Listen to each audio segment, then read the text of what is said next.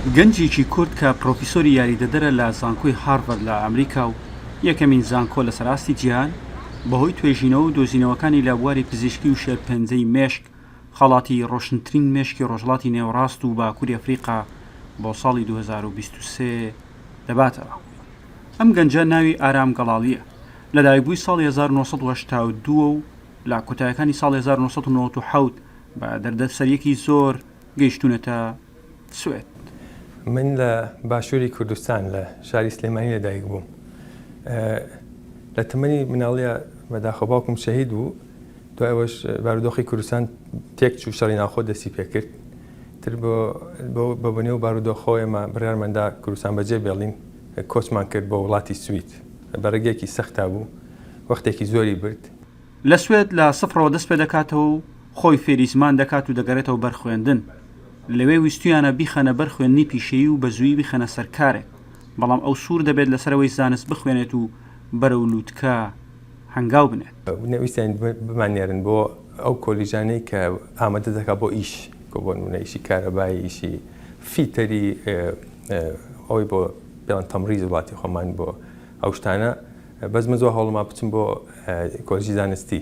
جاوتیان هەنووت پەناهندەکان ئەجنەبیەکان ناچن بۆ کۆلیژی زانست، ناکرێشتیوە تۆ ئەبد باشترین تەلەوەکانی سوی دەچن بۆ باشترین دەرەجیان هەیە. تر بە زۆرێکی زۆر کە لە ڕەقی خۆم لە ئەخیر وایەتی مامۆستاکەوتی ئەو خەینە پۆلەکە، بەڵام پۆلەکە بەڕسمی ناو نانووسین تا ئیمتیحانی مانگا نابێت، کە ئیمتیحانی مانگانە بوو خۆ بە گریانەوەی تۆڵێ بمێرە بە شوێنێکی کە. تر ئیمتیحانێکە ئیمتیحانێکی فیزیا بوو، بەرزترین دەرەجەم هێنا لە فیزیاکەیە. تۆ لاڵی زمان نازانین چۆنەوە هێناوە، لاڵم بەزانم بنووسم. گەشتە زانستیەکەی گەڵاڵی لەم هەنگاوەوە دەستی پێکرد. لە یەک کاتدا دوو بەکالۆریۆسی خوێندووە، یەکێک لە بایۆکیمیستری و ئەوەی دیکەش لە بایۆتەکنۆلۆجی. هەراو کاتە ناوی لە یەکێک لە کۆلێژە پزیشکیانی بەریتانیا دەردەچێت، بەڵام بەهۆی نەبوونی بەڵگەنامەی گەشتکردن و وڵاتینامەی سوێدی لەو کاتەدا لا خوێندنەکە بێبەش دەبێت، بەڵام لە سوێد درێژە بە خوێندنەکەی دەدات. دوو بەکالۆریۆسم خوێن، دوایی دوو ماستەری جیاوازیشم خوێن، یەکێکیان لەسەر دۆژینەوە و تازەگەریە لە کوالیتی دەرمانی تازەیە، دووهەمینیشان لەسەر خۆپارێزنا نەخۆشی شێرپەنجە. حەزیشم لە خوێندن و لەبەرەوە کۆلیژێکی ئەندازیاریم خوێنی 5 ساڵی سیڤیل ئینجینیەرین، ئەوە لەسەر تەکنیکی کیمیا، تەکنیکە کیمیاویەکانە. دوای ئەوە بەردەوام بووم، زانکۆکەم گوێزایە بۆ زانکۆی کارۆلینسکا لە شاری ستۆکهۆلم لە سوید. دکتۆرام کرد. دکتۆراکەم لەسەر هەماهەنگی و پەیوەندی جینە کوشندەکانە چۆن نەخۆشی شێرپەنجە یەکەم یارمەتی خانەکان دەن کە بە زیینوی بمێننەوە، دوایی گەشە بکەن و بڵاو بنەوە نەخۆشی شێرپەنجەیە. اینجا دوایەوە پۆست دکتۆرای یەکەمم کرد هەر لە زانکۆی کارۆلینسکا. لە چەند ساڵی ڕابردوودا ژمارەی خەڵاتی لە بەرامبەر توێژینەوە زانستیەکان و کارەکانی وەرگرتووە. دوو خەڵات لەلایەن بنەماڵەی پاشای سوێد لە ساڵەکانی 2011 و 2012، خەڵاتێک لە کۆمەڵی شێرپەنجەی منداڵانی سوێد لە ساڵی 2018. خەڵاتێکیشی لە دامزراوی سوێدی ئەمریکی وەرگرتووە بۆ زانستی پزیشکی کە سەرکەوتوترین کەسایەتەکانی ئەو بوارە لە ئەمریکا و سوێد کەنەدا خەڵات دەکات. هەرەمەش وای کردووە لە زانکۆی هارڤەرد کە یەکەمین زانکۆیە لە سەراستی جیهان و دەکەوێتە شاری بۆستن لە ئەمریکا بانگەشت بکرێت. لەبەرەوە بۆ هەر بۆ پۆزدۆکتۆرای یەکەمیش داوایان کرد بێم بۆ ئەمریکا، بەس من خۆم کۆمەڵێ ئەسبابی شەخسی خۆمە بوو نەمتوانی، بەڵام بۆ پۆزدۆکتۆرای دووهەم من بە خۆشحاڵیەوە مانگی 2017 قەرارەمە هەرچی لەو کۆڵنیۆ زانستیەکانم بگوێزمەوە لە کارۆلینسکاوە لە سوید و بێم بۆ هارڤەرد. ئەمە تاقیگەکەی دکتۆر ئارام توێژەرە کوردەکەیە کە لە زانکۆی هارڤەردە لە بۆستن لە ئەمریکا. ئەوان لێرە لەم تاقیگەیە توێژینەوە لەسەر دۆزینەوەی دەرمانێککەن بۆ شێرپەنجەی مێشکی منداڵ کە دوو قۆناغی زۆر گرنگ و بنچینەییان بڕیوە، تەنیاوە ماوە لەسەر مرۆڤ تاقی بکرێتەوە، هیوایەکی زۆر لەسەر ئەم دەرمانە هەڵچندراوە. دکتۆر ئارام ڕۆژانە لەم تاقیگەیە چەندین کاژێر کار دەکات بۆ پەرەدان بۆ دەرمانەی شێرپەنجەی مێشکی منداڵ کە گەیشتووەتە قۆناغێکی مەترسیدار. ئیشەکەمی زیاتر لەسەر نەخۆشی شێرپەنجە کە بڵاو بۆتەوە، کە نەخۆشەکە وەکو باسم کرد لاوازە، زۆر ئۆرگانەکانی لەشیا شێرپەنجەکە هەیە. جا ئێمەمانوێت ئەو گۆڕانکاریانەی لەو خانەی کە ئەو خانەی کە بڕیارە داڵێ من جێگەکەمە گوێزمەوە لە شوێنە کۆچم بۆ شوێنی هیکەی لەش، ئەو خانەی لە خانەکانی کە بێ جیاوازیان هەیە لە خانەش و لە حیوانیشە لە مشکیشە تاقیمان کردوتەوە کە ئەو جیاوازیان لەو جیاوازیانە دێن بە دەرمان نەخۆشیەکە یەکەم ئەوەستێ لە زیاد بوون دومیشی هەب بڵاو نابێتەوە بە لەشان ناچێتە بەرم لە بەربڕی پشت ناچێتە شوێنەکانیکە.